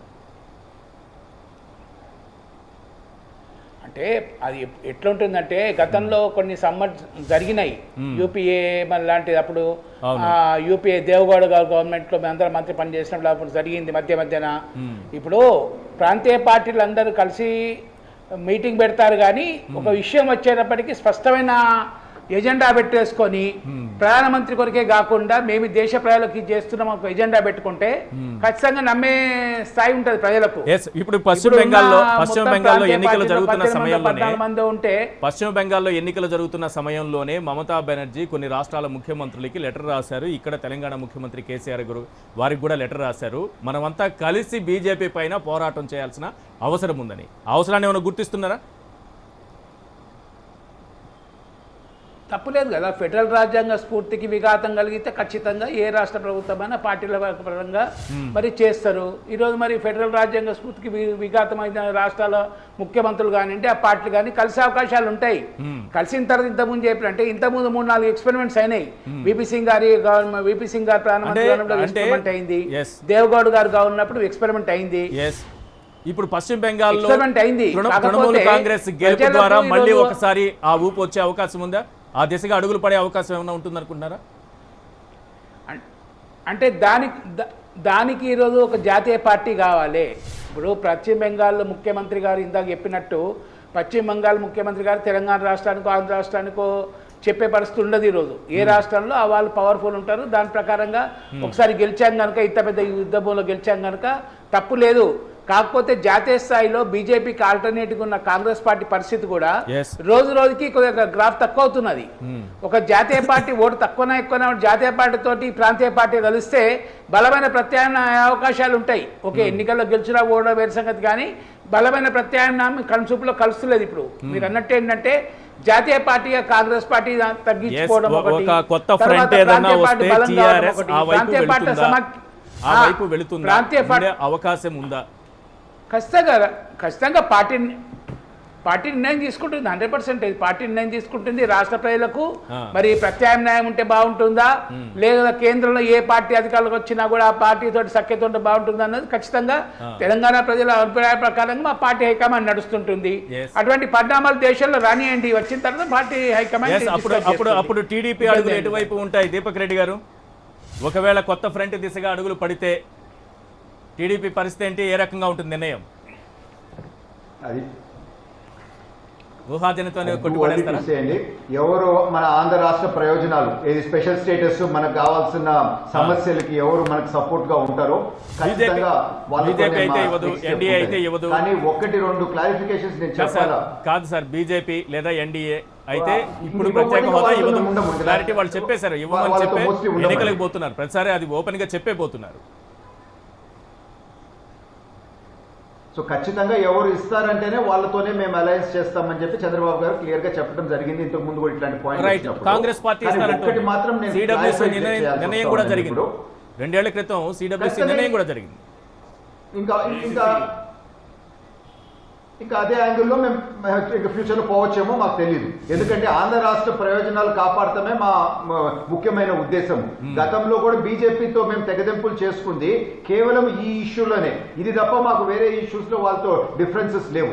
కేవలము ఆంధ్ర రాష్ట్ర ప్రయోజనము స్పెషల్ స్టేటస్ ద్వారా వస్తుంది అని చెప్పి నమ్మి ఆ రోజు పోరాటం జరిగింది. కానీ ఈ రోజు ఒక పాయింట్ మాత్రం గుర్తుపెట్టుకోవాలండి, ప్రతి ఒక్కరూ టీడీపీ ఏదో షేకీ గ్రౌండ్ లో ఉంది, టీడీపీ ఇబ్బందిలో ఉంది అని చెప్పి మాట్లాడతారు. ఇప్పుడు వచ్చిన రిజల్ట్ లో కూడా మీరు చూస్తే బీజేపీ కన్నా దాదాపు బీజేపీ అండ్ జనసేన 2 కలిసిన దానికన్నా 621% మాకు ఎక్కువ ఓట్లు వచ్చినాయి. 27 కంటెస్టెంట్స్ ని అందరినీ లెక్కలోకి తీసుకుంటే వాళ్ళకన్నా దాదాపు 286% ఎక్కువ ఓట్లు మాకు వచ్చినాయి. అంటే ఆంధ్ర రాష్ట్రంలో ఒక టోటల్ వాక్యూమ్ ఉంది. రూలింగ్ పార్టీ తర్వాత కేవలం ఒక తెలుగుదేశం పార్టీ, వేరే ఎవరిని ప్రజలు లెక్కలోకి తీసుకోవటం లేదు. ఇది నగ్న సత్యం అని చెప్పి నేను తెలుపుకుంటున్నాను. ఇప్పుడు కాంగ్రెస్ పార్టీ సంగతి మీరు చెప్తే బాధాకరం కాంగ్రెస్ పార్టీ పరిస్థితి. ఎందుకు అనంటే ఒక స్ట్రాంగ్ లీడర్ జానారెడ్డి లాంటి లీడరే ఈ రోజు తెలంగాణలో ఓడిపోయినాడు అనంటే ఇంకా వేరే దగ్గర కాంగ్రెస్ నాయకులకి ఎటువంటి రెస్పాన్స్ ప్రజల్లో నుంచి ఉంటారో అది వాళ్ళు ఆలోచించుకోవాలి. మరి రేపు అలాంటి కాంగ్రెస్ పార్టీ ప్రత్యేక హోదా ఇస్తానంటే దాంతో కలిసి ముందుకెళ్తామంటున్నారు అండి. అంటే అప్పుడు పరిస్థితులు కదండి, 2 years 3 years is a long time కదా ఇప్పటి నుంచి. ఇంకా బీజేపీ క్లియర్ గా ఇవ్వము కాంగ్రెస్ ఇస్తాము అని అంటే అప్పుడు రాష్ట్ర ప్రయోజనాల కొరకు ఆ డైరెక్షన్ లో పోవాల్సి వస్తుంది కదా. అంతే, ఇంకా అప్పుడు పరిస్థితి అప్పుడు డెసిషన్ తీసుకోవాలి. కానీ ఇక్కడ బాధాకరం ఏంటంటే అండి, కాంగ్రెస్ పార్టీ ఈ ఎలక్షన్స్ లో చేతులు ఎత్తేసినట్టు నాకు అనిపిస్తా ఉంది. వెస్ట్ బెంగాల్లో మీరు చూస్తే గత ఎలక్షన్స్ లో 42 స్థానాలు దాదాపు 13% ఓట్ బ్యాంక్ ఉండింది. ఇప్పుడు కేవలం 2% పడిపోయింది. ఎందుకు ఆ విధంగా వాళ్ళు చేతులు ఎత్తేసారో వాళ్ళు ఆలోచించుకోవాల్సిన పరిస్థితి. అస్సాంలో కూడా ఏ విధంగా ఘోరంగా వాళ్ళు దెబ్బతిన్నారు. అదే విధంగా కేరళలో ఒక ఛాన్స్ ఉంటే కూడా వాళ్ళు గట్టిగా ఫైట్ చేయకుండా బీజేపీని ఎంటర్ కానికూడదు అనే యాంగిల్లో పోయి వాళ్ళే బలైనారు. సో ఈ విధమైన రాజకీయము ఉంటే కాంగ్రెస్ పార్టీ ఈ రోజు ఐసీయూలో ఉన్నట్టే, ఆక్సిజన్ పెట్టుండారు. ఆ ఆక్సిజన్ ఈ బీజేపీ వాళ్ళు ఉంచుతారో లేదో నాకు తెలియదు, అది బీజేపీ వాళ్ళే ఆన్సర్ చేయాలా. ఇది నగ్న సత్యం. కానీ ఆంధ్రాకు వచ్చేసరికి మనం చూస్తే జనసేన పరిస్థితి ఈ రోజు క్లియర్ గా వాళ్ళే ఆత్మ విమర్శ చేసుకోవాల్సిన సమయం వచ్చింది. ఎందుకు అనంటే వాళ్ళకు ఉన్న ఓట్లు కూడా వాళ్ళకు పళ్ళ ఈ బీజేపీతో పొత్తు పెట్టుకుంటే, బీజేపీతో ఉంటే వాళ్ళ పరిస్థితి కూడా ఘోరమైన పరిస్థితిలోకి పడతారు అని చెప్పి వాళ్ళు ఒక ఆంధ్రాలో మాత్రము వైసీపీకి ఎదిరించిన పార్టీ ఒక్క తెలుగుదేశం పార్టీ. జనసేన ఓట్లు టీడీపీకి వెళ్ళాయి, జనసేన ఓట్లు టీడీపీకి వెళ్ళాయి. తిరుపతిలో వినిపించిన మాట మీరు చెప్పింది కరెక్టే, జనసేన ఓట్లు జనసేనకు కూడా పడలేదని, కానీ ఆ ఓట్లు పడింది టీడీపీ కట్టినారు. అంటే కాడరు చాలా బాధపడ్డారండి జనసేన కాడరు. ఎందుకంటే అసలు మాకు ఎక్కువ ఓట్లు ఉన్నాయి, మాకు గెలిచే ఛాన్స్ కొంచెమన్నా ఉంటే మాకు ఇవ్వకుండా బీజేపీ ఎందుకు లాక్కుంది అంటే ఒక లోపాయకారి ఒప్పందం చేసుకొని ఎక్కువ ఓట్లు ఉండే వాళ్ళకి ఇవ్వకుండా వీళ్ళు మధ్యలో వచ్చి మొత్తం చెడిపినారు. వాళ్ళ క్యాండిడేట్ ను కూడా లాస్ట్ దాకా డిసైడ్ చేయలేదు. సో రకరకాల తప్పులు వీళ్ళు చేసినారు. సో ఇట్లా మాతో అలయన్స్ లో ఉండి మమ్మల్ని వీక్ చేయడము కరెక్ట్ కాదు కదా అని చెప్పి జనసేన కాడర్ అంతా ఈ రోజు బాధపడుతున్నారు. అందుకని పవన్ కళ్యాణ్ గారు వచ్చి ఏమన్నా కానీ వాళ్ళకి ఆ ఉత్సాహం లేదు. ఎందుకనంటే ఒక లోపాయకారి ఒప్పందం జరిగింది అని చెప్పే బాధతో వాళ్ళు లోపల ఉంటారు అని చెప్పి అర్థమవుతా ఉంది. అందుకనే వాళ్ళకి రావాల్సిన ఓట్లు కూడా పడలేదు. ఇప్పుడు చూస్తే బీజేపీ పరిస్థితి 0 ఆంధ్రాలో, అంటే 0కి వెళ్ళిపోయింది. నాట్ ఈవెన్ నోటా. నాకు పెద్ద బాధ ఏంటంటే మోదీ గారు ప్రపంచ స్థాయి నాయకుడు, నిజంగానే గౌరవమైన నాయకుడు, కానీ ఆంధ్రాలో 0 ఓట్లు ఉన్నాయి అని అంటే ఇంతకన్నా అగౌరవం ఏమన్నా ఉంటుందా? ఎందుకు ఇటువంటి పరిస్థితి బీజేపీకి వచ్చింది? ఇక్కడైనా వాళ్ళ వైఖరి మార్చుకొని ఇప్పటికన్నా 2 సంవత్సరాల తర్వాత తెలుగుదేశం పార్టీ పైన ఏడవటం మానేసి ఇప్పటికన్నా వైసీపీని నిలదీయకపోతే బీజేపీ స్టోరీ క్లోజ్ అని చెప్పి నేను హెచ్చరిస్తున్నాను. కృష్ణ గారు ప్లీజ్. సార్ ఇప్పుడు ఆయన మాట్లాడింది అసలు నాకేంటో ఏం అర్థం కాలేదు ఎంతసేపు వింటున్నా కూడా. ఎందుకంటే తెలుగుదేశం, బీజేపీ, జనసేన తిరుపతి వేదికగా అందరూ కలిసి ప్రత్యేక హోదా అన్నారు, కలిసి ఉంటామన్నారు, కలిసి పోటీ చేశారు, ఎన్నికల్లో ఒకే దీని మీద వేదిక మీద ఉన్నారు. ఆ 5 సంవత్సరాలు భారతీయ జనతా పార్టీ, తెలుగుదేశం అందరూ కూడా కలిసి ఉండి విడిపోయి కొట్టాడుకుని ఆంధ్ర రాష్ట్ర ప్రజల్ని నిలువునా ముంచారు. మేము కొత్త ఎఫెక్ట్ పెట్టి మేము ఈ పరిస్థితి అంతా ప్రజలకు వివరించి ఈరోజు ఎట్లాంటి పరిస్థితులు ఉన్నాయనేది మనం క్లియర్గా చెప్పాము ఆంధ్ర రాష్ట్ర ప్రజలకి.